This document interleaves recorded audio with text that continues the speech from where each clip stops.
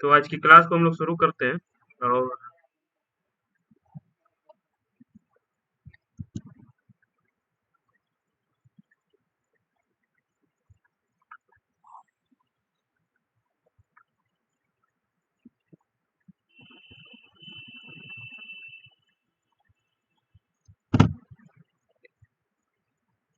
हम लोगों ने टीचिंग एप्टीट्यूड को पूरा तो खत्म कर लिया है, लेकिन दो तीन कॉन्सेप्ट जो है उसके छूट गए थे। जैसे कि आज मुस्कान ने जो ये भेजा है, हार्से ब्लैंचार्ड मॉडल ऑफ लीडरशिप, इसको थोड़ा सा मैं डिस्कस कर देता हूँ कि ये किसके बारे में बताया गया है। और एक और जो डेल कॉग्ने का जो कोन ऑफ एक्सपीरियंस है, ये मुझसे छूट गया था। तो आज मैं देख रहा था कि कौन कौन सी चीजें छूटी हुई हैं। तो ये दो चीजें टीचिंग एप्टीट्यूड की जो मैं अच्छे से रिवीजन कर देता हूँ, आप लोगों को बता देता हूँ। तो जो ये केवीएस मैदान की नए वाले एडिशन में जो ये दिया हुआ है, उसमें ये बताया गया कि कोई लर्नर्स जो अगर कोई सीखने वाला है या कोई लर्नर है, तो उसे हम लोग चार कैटेगरी में डिवाइड कर सकते हैं। ये जो हर्षे ब्लैंकार्ड है, इन्होंने लर्नर्स को जो है चार कैटेगरी में डिवाइड किया है। पहला जो डी1 कैटेगरी इन्होंने दिया है, वो अनेबल और अनविलिंग है, मतलब कि वो सीखना नहीं चाहते हैं और सीख भी नहीं पाएंगे, मतलब उनके पास सीखने की पावर भी नहीं है। और दूसरा कैटेगरी जो उन्होंने बोला है कि अनेबल हैं और विलिंग है, मतलब कि वो सीखना तो चाहते हैं। दूसरा कैटेगरी जो उन्होंने बताया है, उन्होंने बताया कि वो सीखना तो चाहते हैं लेकिन वो सीखने में असक्षम है, मतलब कि वो सीखने में अनेबल है। तीसरा कैटेगरी जो इन्होंने बताया है, वो इन्होंने बताया कि एबल तो हैं लेकिन अनविलिंग है, मतलब कि वो सीखने में सक्षम तो हैं लेकिन वो सीखना नहीं चाहते हैं। तीसरा कैटेगरी। ब्रेक हो रही है। ओके, एक मिनट।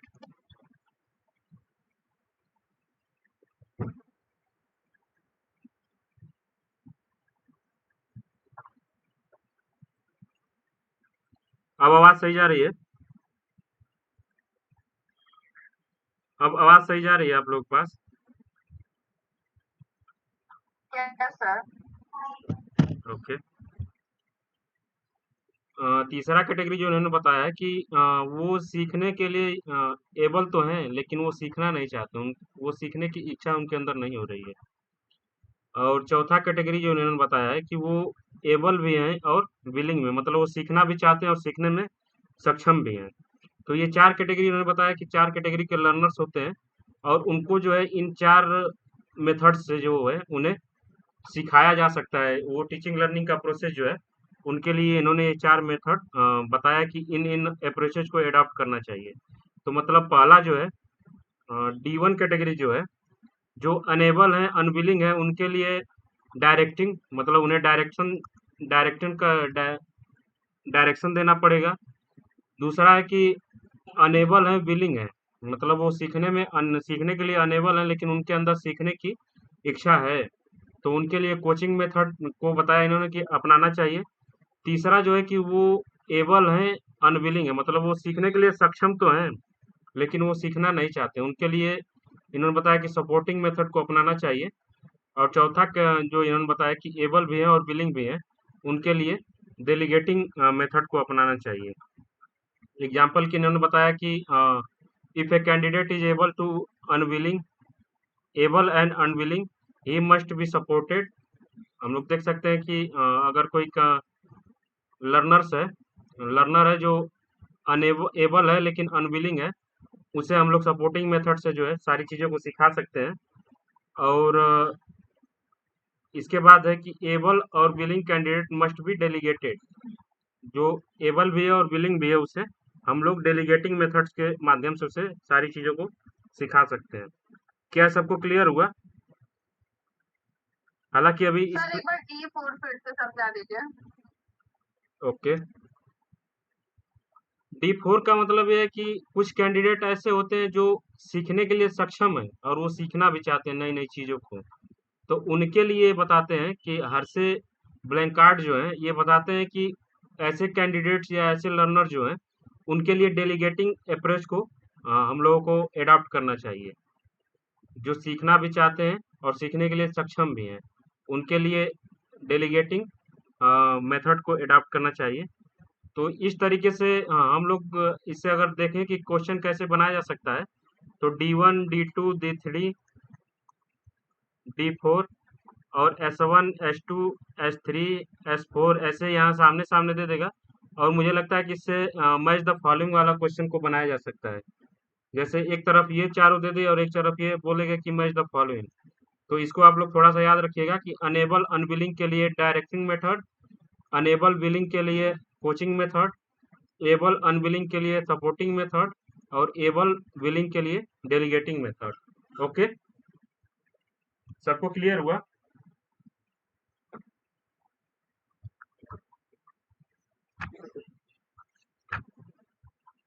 इसके बाद अगला जो क्वेश्चन हम लोग से छूट रहा था कि डेल कॉग्ने का जो एक कोन ऑफ एक्सपीरियंस है, इसके बारे में हम लोग थोड़ा सा देखना भूल गए थे।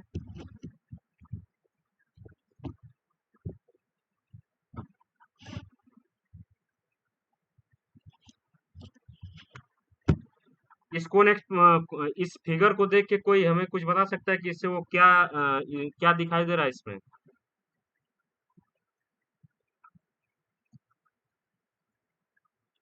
कोई अगर बताना चाहे। मुस्कान, बंदिता, सौम्या, सुरभि, महिमा, प्रभा, गीतांजलि, कीर्ति।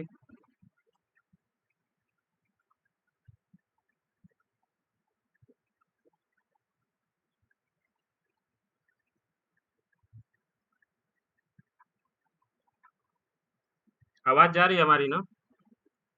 सर आई थिंक इसमें मेथड है, जैसे पहला है कि रीड टेक्स्ट, तो उसमें दिया है, फिर साइड में कि इस तरह से मतलब टेक्स्ट जो टेक्स्ट होते हैं उनको रीड करके 10% मतलब हम लोग वो समझ सकते हैं, मे बी इस तरह से चीजें, और फिर हाँ, उसके ये मेथड से। आपने बहुत अच्छा बताया सौम्य। ये डेल कॉग्ने का जो कोन ऑफ एक्सपीरियंस है, इसमें इन्होंने यही बताया कि ये जो अलग-अलग मेथड हैं, जैसे कि किसी टेक्स्ट को पढ़ के हम टीचिंग लर्निंग का जो गेन है, उसे हम 10% तक कर सकते हैं। मतलब कि अगर हम किसी चीज़ को पढ़ें, तो उससे हम 10% उसको सीख सकते हैं। और उसी चीज़ को अगर हम सुने, तो वो जो है हम 20% तक सीख सकते हैं। लेकिन अगर उसी को हम पिक्चर के रूप में देखें, मूवी के रूप में देखें, एग्जीबिशन के रूप में देखें, डेमोन्स्ट्रेशन के रूप में देखें, तो उससे हम लोग देख सकते हैं कि जैसे-जैसे हम लोग नीचे बढ़ेंगे, तो एक्सपीरियंस जो है कि गेनिंग परसेंटेज जो है वो बढ़ता जाएगा। और इसी तरह हम लोग देख सकते हैं कि पहले हम लोग के जो अ, हमारे जो टीचर थे वो बोलते थे किसी चीज़ को पहले सुनिए, उसके बाद उसे गुनिए, उसके बाद धुनिए। धुनिए का मतलब कि उसे जाके घर पे पहले उसको सुनिए, जो मैं बता रहा हूँ उसको सुनिए, फिर उसके मन में उसके बाद उसको अपने मन में चिंतन करिए, उसके बारे में चीज़ों को समझिए और उसके बाद घर जाइए तो उसे अपने भाषा में, अपनी लैंग्वेज में उसको लिखिए। तो इससे जो है टीचिंग और लर्निंग का जो हम लोगों को गेन हो पाएगा, टीचिंग लर्निंग का जो रिजल्ट हम लोग को मिलेगा, उसका परसेंटेज जो है इंक्रीज होते जाएगा। तो इसी के बारे में इन्होंने बताया कि डेल कॉग्ने जो है, ये सॉरी इडगर डेल नाम है इनका। और इसी चीज़ को इन्होंने बताया कि सबसे कम जो इफेक्टिव लर्निंग टीचिंग होती है, वो से होती है 10% मात्र। लेकिन उसी चीज़ को हम लोग सुने तो वो 20% हो सकती है। उसी चीज़ को हम लोग विजुअलाइज करें या पिक्चर के रूप में देखें तो वो 30% तक हो सकती है। और उसी चीज़ को हम लोग डेमोन्स्ट्रेशन एग्जीबिशन के रूप में अगर देखें तो वो 50% तक हो सकती है। और वही चीज़ अगर हम लोग एक वर्कशॉप के रूप में पार्टिसिपेट करें उसमें, जैसे कि प्रैक्टिकल वगैरह जो होता है या एक्टिंग के जरिए अगर हम उसे सीखें, तो उससे जो लर्निंग होगी वो 70% तक हो सकती है। और सबसे अधिक लर्निंग जो है 90% जो है व्हाट दे डू, मतलब कि उसी चीज़ को हम लोग खुद से करें। उसी चीज़ को हम लोग खुद से अगर परफॉर्म करेंगे, जैसे कि प्रैक्टिकल फाइल वगैरह लिखने के बाद अगर हम लोग अच्छे से उसको लैब में जाके टेस्ट करते हैं, अपने मन से उसको प्रैक्टिकल करते हैं, तो उससे जो लर्निंग होती है वो 90% होती है और वो सबसे अधिक इफेक्टिव होती है। ओके, सबको समझ में आया है फिगर? सर इसमें क्वेश्चन कैसे बन के आएगा? क्वेश्चन इसमें भी मैच द फॉलोइंग के रूप में बन सकता है। जैसे कि दे देगा कि 10% learning reading, 19% learning, perform a task, इस टाइप के, मतलब कि इधर 4-5 परसेंटेज दे देगा, इधर कैसे कैसे उसको परफॉर्म किया जाता है वो दे देगा, और हम लोग को मैच द फॉलोइंग टाइप के क्वेश्चन इससे बन सकते हैं। या इससे स्टेटमेंट टाइप के क्वेश्चन भी हम लोग को देखने को मिल सकते हैं। जैसे कि इस टाइप का क्वेश्चन बन जाए कि हम अगर जो पढ़ते हैं उससे 10% सीख सकते हैं, उसी की जगह 10 की जगह 20% दे देगा कि वाट हम लोग अगर किसी चीज को पढ़ते हैं तो उससे क्या 20% तक सीख सकते हैं। ऐसे स्टेटमेंट टाइप के क्वेश्चन इससे देखने को मिलेंगे हम लोग। जब आप लोग प्रीवियस ईयर क्वेश्चन जब सॉल्व करेंगे तो उसमें इसका एक दो क्वेश्चन ही देखने को मिलते हैं, इसीलिए मैं शायद इसको भूल रहा था बताने के लिए। अ, सबको ये कंफर्म हुआ?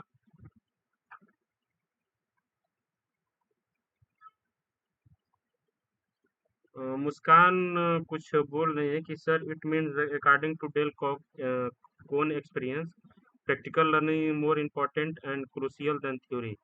हाँ, यही बिल्कुल सही है सौम्या, इसीलिए जो मॉडर्न टीचिंग मेथड्स है उसमें प्रैक्टिकल और रियल लाइफ एक्सपीरियंस को ज़्यादा वैल्यू दी गई है। ओके। सर आवाज नहीं आ रही। एक मिनट।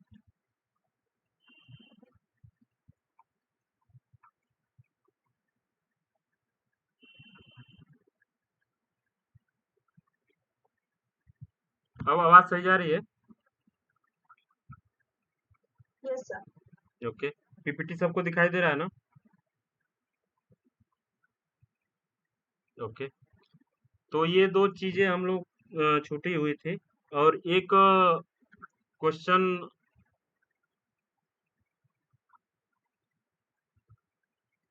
था, क्वेश्चन नंबर 13 जो सुरभि बता रही थी, वो सॉल्व कर रही थी केवीएस मदान को। तो इसमें एंड्रोगॉगी और पेडोगॉगी ये हम लोगों ने छोड़ा था, क्योंकि इसमें कुछ बचाने लायक था नहीं। इससे जो एक बार अच्छे से बस फिगर इसका देख ले तो वो अच्छे से समझ सकता है। 3 टीचिंग मेथड होते हैं, एंड्रोगॉगी, पेडोगॉगी, एक होता है यूटोगॉगी। तो इसको अगर कोई किसी ने पढ़ा है तो बताए, नहीं तो इसको मैं कल की क्लास में इसको बता दूंगा अच्छे से। सर इसको तो memory level, understanding level, reflective level भी तो देख सकते हैं ना हाँ सर, इसका हाँ। मतलब। जो एंड्रोगॉगी होता है उसको एमएलटी के रूप में देख सकते हैं, सिमिलर होता है सर लगभग। मेमोरी लेवल में देख सकते हैं। और पेडोगॉगी को सर अंडरस्टैंडिंग लेवल में, हाँ। यूएलटी, और एटोगॉगी को लगभग आरएलटी के रूप में हम लोग देख सकते हैं। Sir okay.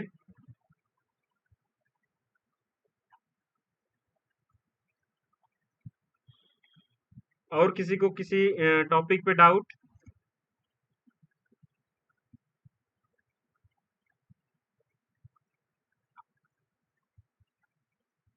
सर इसका आंसर क्या होगा एग्जैक्ट? उसका एग्जैक्ट आंसर जो बी वाला था वो सही दिया था। एक बार ओके क्वेश्चन सर। ग्रुप में सेंड करिएगा, वो जो हमें सेंड की थी, बाकी सभी लोग भी देख लेंगे। Okay sir. और किसी को किसी क्वेश्चन में डाउट?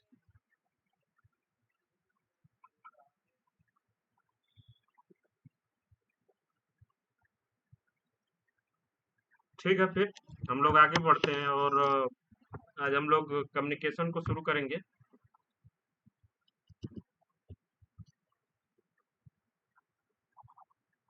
कम्युनिकेशन शुरू करने से पहले आप लोगों से मैं जानना चाहूंगा कि कम्युनिकेशन से आप लोग क्या समझते हैं। प्रभा, आप बताइए। कम्युनिकेशन वो जिसके द्वारा हम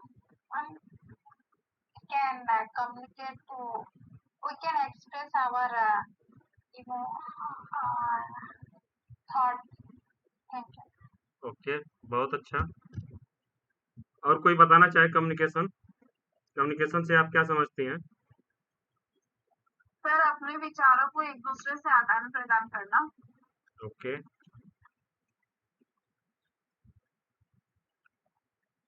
कम्युनिकेशन चैप्टर जो है उसका क्या महत्व है कि उसे एनटीए ने यूजीसी ने जो है इस एग्जाम में दिया है।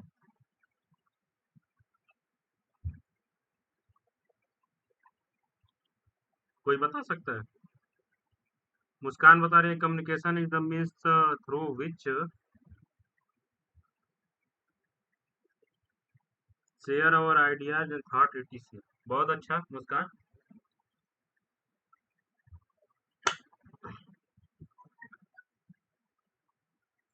अगर आप में से कोई बताए कि क्या सोच के यूजीसी एनटीए ने जो है कम्युनिकेशन चैप्टर को जो इस एग्जाम में रखा है वो क्या सोच के रखा होगा।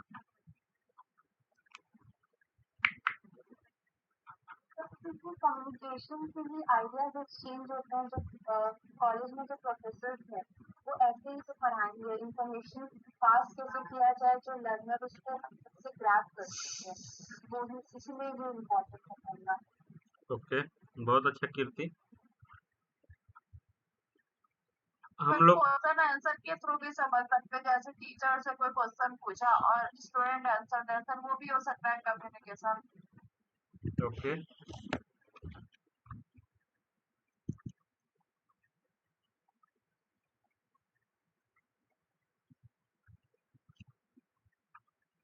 हम लोगों ने जब टीचिंग एप्टीट्यूड को जब पढ़ा था तो उसमें एक टीचिंग एप्टीट्यूड को इफेक्टिव बनाने की जो एक विशेषता थी उसमें कम्युनिकेशन स्किल को हम लोगों ने देखा था कि अगर कोई इफेक्टिव टीचर बनना चाहता है तो उसके अंदर कम्युनिकेशन स्किल का होना बहुत जरूरी है। तो इसी सोच को सामने रखते हुए यूजीसी ने इस चैप्टर को जो है इस एग्जाम में रखा है कि हम लोग अगर आगे चल के किसी कॉलेज में प्रोफेसर वगैरह बनते हैं तो कम से कम इतना जानते हो कि इफेक्टिव कम्युनिकेशन को कैसे परफॉर्म किया जा सकता है और कैसे अपनी थॉट्स और फीलिंग एटीट्यूड वगैरह को जो है स्टूडेंट्स तक अच्छे से डिलीवर किया जा सकता है। तो इसी मुद्दे को सामने रखते हुए यूजीसी ने इस चैप्टर को जो है इस एग्जाम में रखा है। तो इसमें हम लोग सबसे पहले देखेंगे कि हम लोग को पढ़ना क्या क्या है।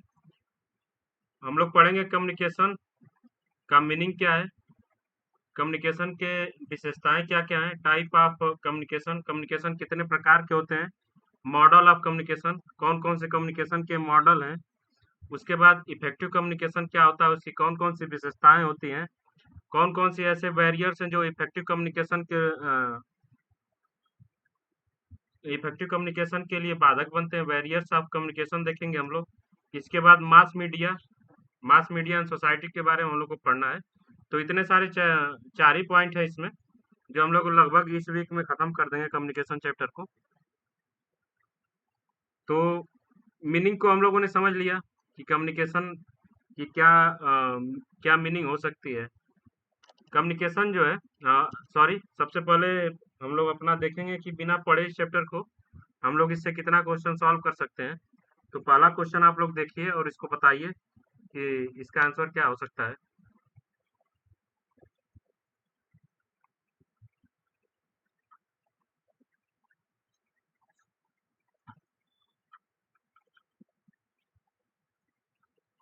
सर सी। ओके,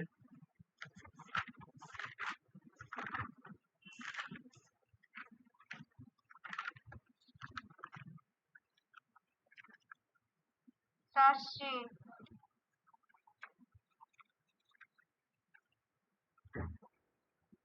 सुरभि डी बता रही हैं।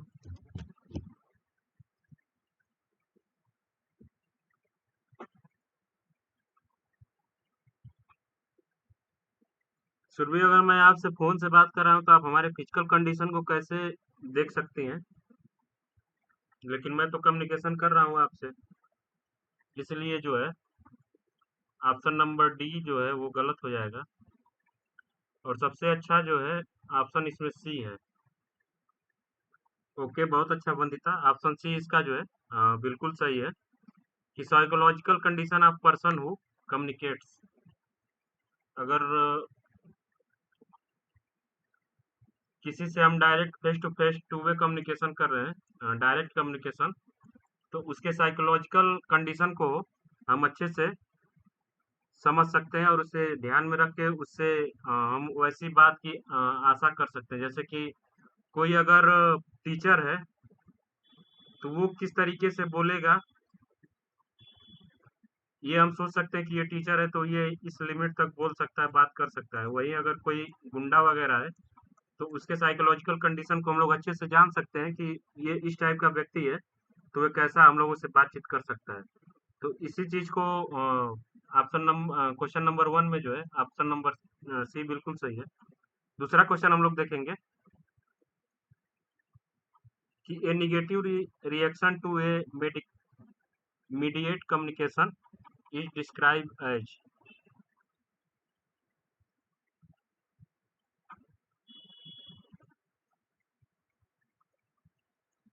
हम लोग इसे छोड़ेंगे, इसे बिना पढ़े नहीं देखा जा सकता है।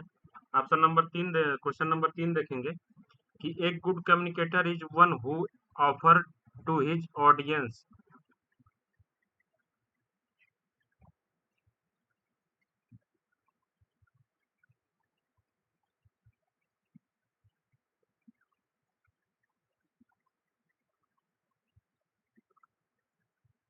आवाज हमारी जा रही है सही से ना? Yes sir. ओके, मुस्कान बता रही है डी।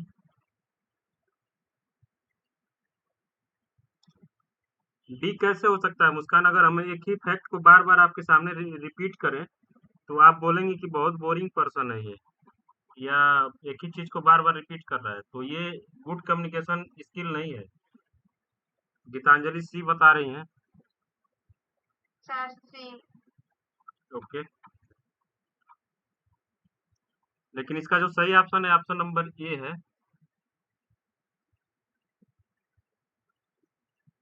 ऐसा नहीं है कि सी बिल्कुल गलत है, लेकिन ए के सामने जो सी थोड़ा सा छोटा पड़ जा रहा है। जैसे कि ए को देखें कि प्लेंटीफुल ऑफ इंफॉर्मेशन, मतलब कि मैं आपको उतना इंफॉर्मेशन दे सकता हूँ जितनी आपकी आवश्यकता है। वही सी को देखें कंसाइज प्रूफ, कि हम चीजों को छोटा रूप करके बताएं। लेकिन जहाँ अगर मुझे अच्छे से आपको चीजें बतानी है तो उसे डिस्क्राइब करना होगा। तो इसलिए जो ऑप्शन नंबर सी है ए के सामने गलत हो जा रहा है। ऑप्शन नंबर ए जो है वो बिल्कुल सही है। ओके, इसके बाद फोर्थ नंबर देखेंगे कि which of the following statement is correct.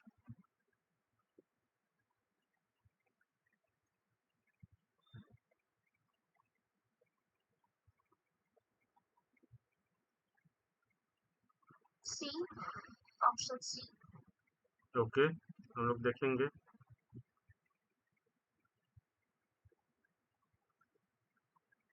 सी वाले गलत हो सकते हैं। थोड़ा सा हम लोग को चीजों को ऑप्शन को थोड़ा ध्यान से देखना है कि कौन सा ऑप्शन इसमें ज्यादा सटीक सही हो सकता है।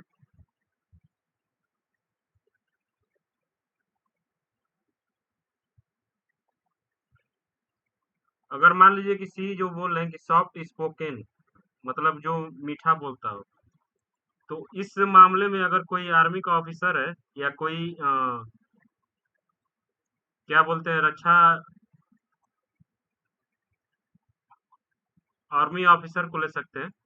वो अगर अपने बटालियन से कम्युनिकेट कर रहा है तो वो सॉफ्ट स्पोकन तो नहीं हो सकता है, वो सॉफ्ट तो नहीं बोल सकता, लेकिन इसका मतलब तो ये नहीं कि वो गुड कम्युनिकेटर नहीं हो सकता है। ऑप्शन ए सही है। इसमें जो सबसे सटीक आंसर है वो ऑप्शन नंबर ए सही है, क्योंकि एक अच्छा कम्युनिकेटर वो हो सकता है जो अपने 5 सेंसेस, मतलब कि पांचों ज्ञान इंद्रियों का यूज अच्छे से जानता हो। ओके, फिफ्थ नंबर छोड़ देंगे हम लोग, ये बिना पढ़े नहीं हो सकता है। 11th, communication with the one self is known as. ये भी हम लोग जब पढ़ लेंगे तो बहुत सिंपल क्वेश्चन है। 11th को भी छोड़ देंगे। 12th, intrapersonal communication. ओके, बहुत अच्छा। D option. खुद से अपने आप से कम्युनिकेशन जो होता है उसे इंट्रापर्सनल कम्युनिकेशन बोलते हैं। 12th नंबर जो है while designing communication strategy feed forward studies and conducted by, इसको हम लोग छोड़ देंगे, ये बिना पढ़े नहीं हो सकता है। 13 नंबर है कि the type of communication that the teacher has in the classroom is termed as. बहुत सिंपल है, ये ग्रुप कम्युनिकेशन का एक पार्ट होता है।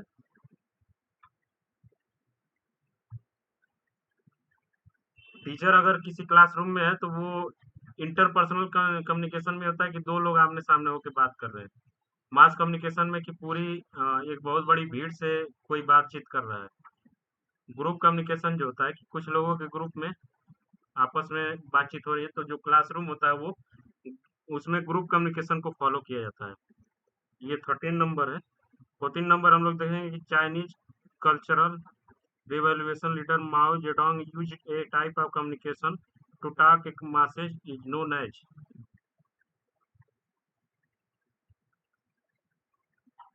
इसको भी हम लोग जब पढ़ेंगे तो सही हो जाएगा, लेकिन इसको अगर हम लोग हिस्ट्री के स्टूडेंट्स में अगर देखें तो जेडोंग जो है माओ, वो मास लाइन कम्युनिकेशन को यूज करता था। तो ये उस टाइप से भी हम लोग सॉल्व कर सकते हैं। बहुत अच्छा कीर्ति, सौम्य, बहुत अच्छा। 15 नंबर हम लोग देखेंगे कि the English word communication is derive from word.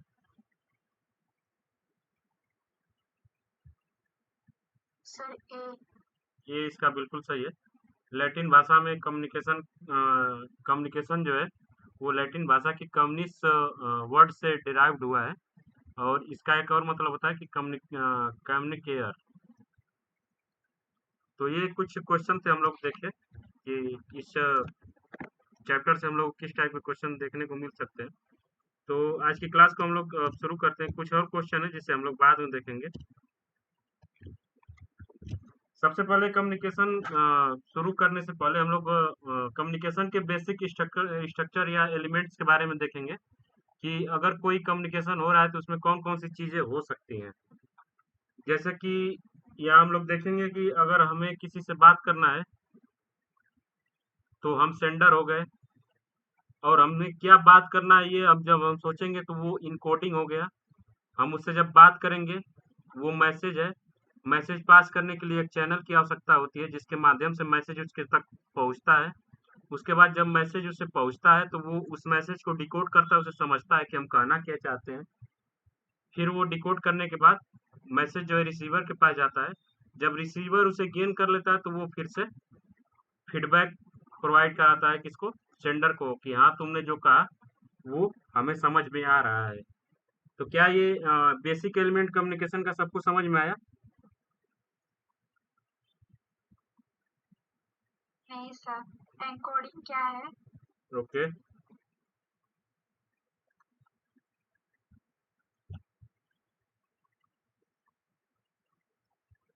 जैसे मान लीजिए कि ये कोई है, इसे किसी से बात करना है जो यहाँ है।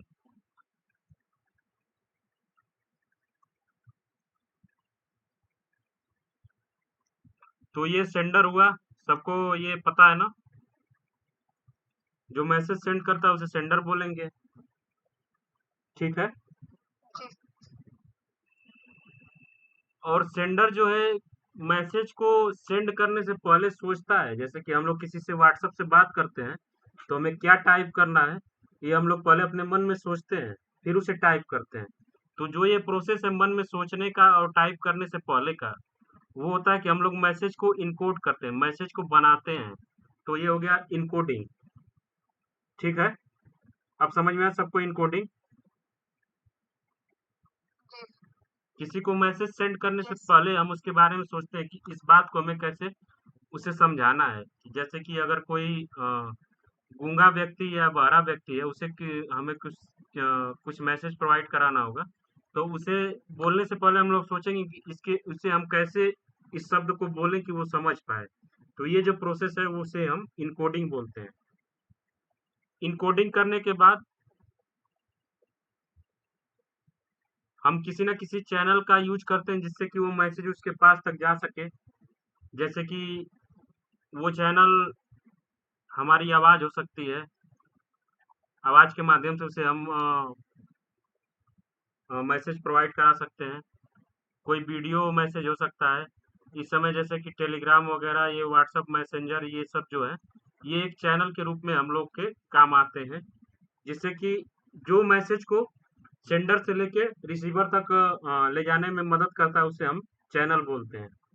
ठीक है, सबको समझ में आया?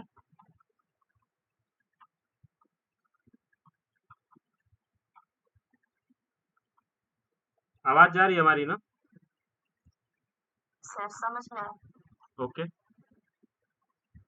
तो जब ये मैसेज चैनल के माध्यम से रिसीवर के पास पहुंचता है, तो रिसीवर क्या करता है? पहले इस मैसेज को डिकोड करता है कि हम जो कहना चाहते हैं। जैसे कि अगर हम किसी मैसेज को अगर लिख के रिसीवर के पास भेजें, तो उसे वो अपने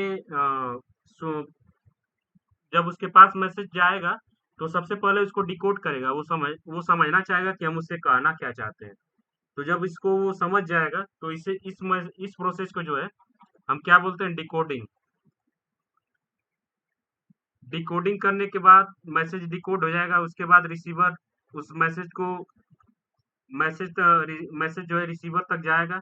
जब रिसीवर के पास मैसेज चला जाएगा, जब इसको वो पूरा प्रोसेस को समझ जाएगा, तो उसके बाद वो फीडबैक प्रोवाइड कराएगा कि तुम जो कहना चाहते हो वो मैं समझ गया हूँ, और इसका आंसर वो जवाब देना चाहेगा। तो अब ये सबको समझ में आया? Sender, encoding, message, channel, decoding, receiver, और सबसे बाद में ये फीडबैक। ओके, और ये जो नॉइज है, इसको हम लोग बैरियर के रूप में जानेंगे कि कम्युनिकेशन बैरियर में कुछ नॉइजेज होते हैं। जैसे कि हम किसी से बात करें, मुझे इंग्लिश आती है और उसे फ्रेंच आती है, तो ये जो लैंग्वेज बैरियर है, ये भी एक नॉइज के रूप में लोग समझ सकते हैं। तो इस टाइप के जो नॉइजेज होते हैं, जो कम्युनिकेशन बैरियर के रूप में जाने जाते हैं, उसे हम लोग नॉइज के रूप में जानते हैं। जो कम्युनिकेशन के प्रोसेस को जो है रोकने का काम करते हैं, उसे नॉइज के रूप में लोग समझ सकते हैं। ठीक है, सबको समझ में? बेसिक एलिमेंट्स जो है कम्युनिकेशन के हम लोग समझना चाहेंगे कि sender, encoding, message, channel, decoding, receiver, feedback और नॉइज। इसके बाद जब हम लोग आगे बढ़ेंगे,